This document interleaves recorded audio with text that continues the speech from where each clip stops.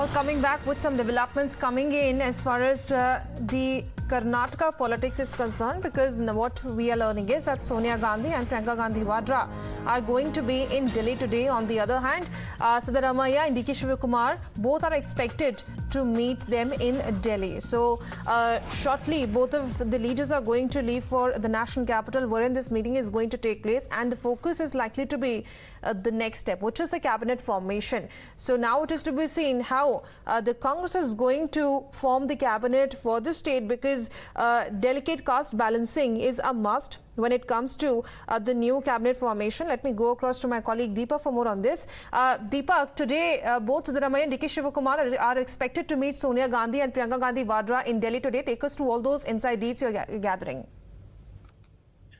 Well, right now, of course, the crucial decision to make for the Congress party is to ensure that a cabinet where, most of the castes are represented, communities are represented, and more importantly, some of the senior leaders, of course, who've been instrumental in this particular victory, they're also well represented, because they need to ensure that this is a cabinet that not just fulfills the aspirations of the people, but to an extent also ensures that the dissent, there's no opportunity for dissent within the Congress party ahead of the Lok Sabha election. So that is something that's going to be on top priority. We'll have to see what sort of combinations are worked out in the next few hours, as the two leaders are all set to land in Delhi by about 1 o'clock. Right. So these are the latest developments coming in, and also Deepak, we're getting some inside scoop as far as the cabinet formation is concerned, that Congress is likely to induct 10 to 12 ministers into cabinet, with a considerable amount of presentation to the leaders who are coming from the Lingayat community. Take us through the inside sources details you're getting on that.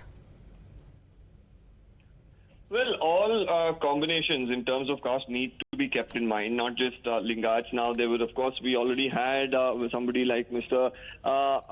G. Parameshwar, who has made it amply clear that, he needs to be well represented. He was aspiring at least to get the Deputy Chief Minister's position, and that doesn't seem like it is on the cards.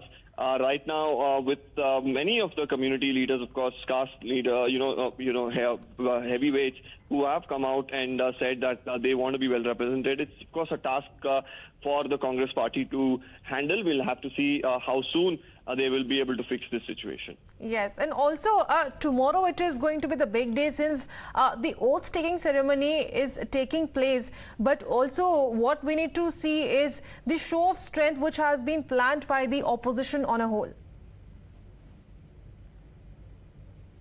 Was being planned. Several chief ministers, several leaders from opposition-ruled states or from the opposition are going to descend to Bengaluru. We just heard the KPCC chief and to be the KPCC chief and to be a deputy chief minister from the Congress party, inviting Congress karyakartas as well to come and gather at the Kantirwa Stadium in large numbers before 11 o'clock. And he said that, of course, it will be a big moment for the Congress party and the opposition in the country. Yes, and also today, when the meeting is going to happen in Delhi, what can we expect? Can a final decision be reached upon when it comes to the cabinet formation? Because as we just discussed, key decisions need to be made, keeping in mind different factors, especially the caste equations.